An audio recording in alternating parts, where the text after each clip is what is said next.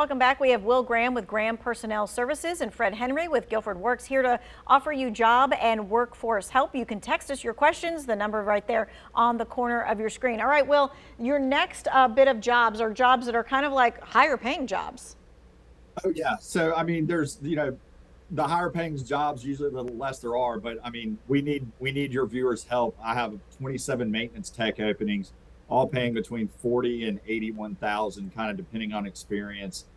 We have supervisor manager position openings, all paying between 45,000 and 150,000.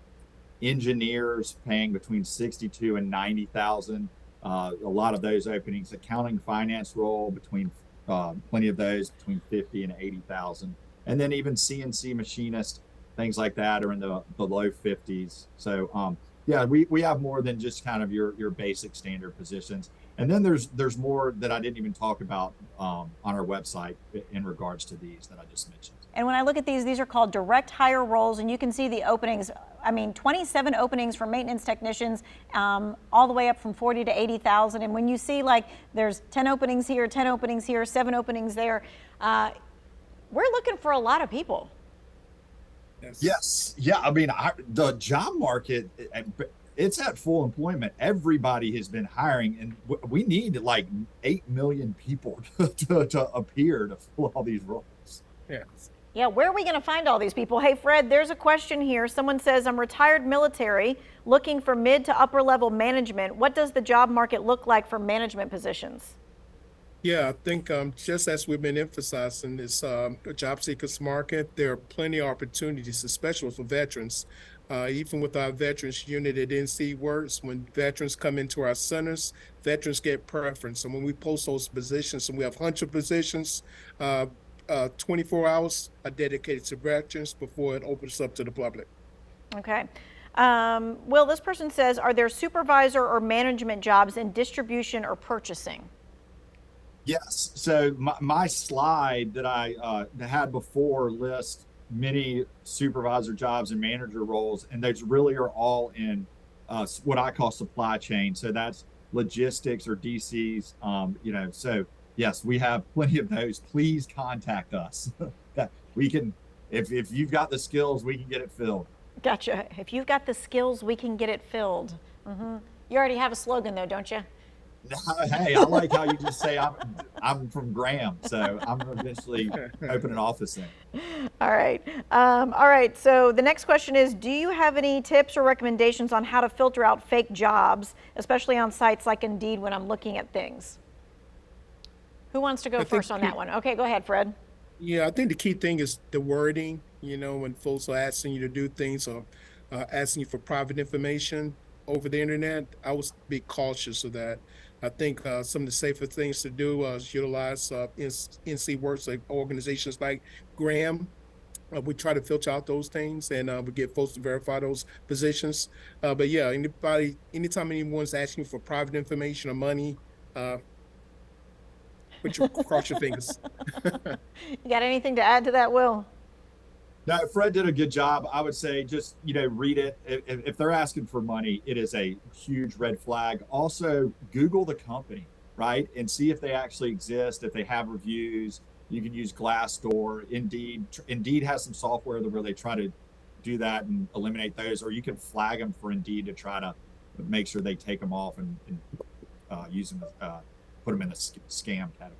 Okay, this person is asking about, do they offer positions with hands-on training that go higher than $15 an hour? So Fred, Yeah. You got some of those? Yeah, I think there are a number of opportunities out there for those type of jobs. We're working with companies that have on-the-job training opportunities, but especially when you look at some of the manufacturing positions as far as machining and maintenance and things like that. But there are also apprenticeship opportunities out there to pay individuals while they learn, and you get credentials at the end of it. Yeah, we've got a lot of jobs. Certainly we've got some at $15 an hour. We've got a lot at 17, 19, 22. So it's just going to kind of vary on depending on skills, the industry, the education, the niche, and things like that. So. Are we seeing remote jobs kind of going up in the numbers or going down in the numbers? Are you seeing any of that? They're going to continue to go up. I don't think we've hit the peak yet. I just think it's gonna embed itself in the society of the workforce. So it is a trend that's here to stay, and that is one thing that the pandemic has brought on. Yes. Yeah, Fred, because this person says, I'm 70 and I'd like to work part-time at home. Yeah, there are opportunities out there to work home, especially around the customer service arena. And as Will mentioned, that the landscape has changed. So if folks are not bringing in people indoors to work, they may be working hybrid. I think, again, because it's a job seekers market, companies are being real creative and trying to attract talent. Okay, let's see. This person is asking about job options for felons. Any tips for navigating the job market if you do have a record? Brett, you want to go or you want me to go? Well, I'll start it out, but sure. Okay. There are plenty of opportunities for folks who have background issues or concerns, and it really depends on researching the type of company and industry you're interested in. A lot of times there may be certain occupations that may prevent you from working regards to your history, but there are other opportunities that are more friendly to provide a second chance. And we've had some companies and organizations that we're partnered with to provide that second opportunity for those individuals with background concerns. Did you need to add anything, Will? Yeah, the whole theme has changed from 3 years ago, where I think that would be just a huge negative. I think employers are really getting their eyes open in a positive way of how long ago, what was the felony, is it a repeated pattern? You know, if it was a felony for fraud in accounting, then yes, you're probably not going to get hired for in accounting. But if it was maybe something you did when you were a little younger and less smart and at that time, and it's 15 years ago, they're gonna look past that stuff and look at your work history. Okay. Apply. Apply.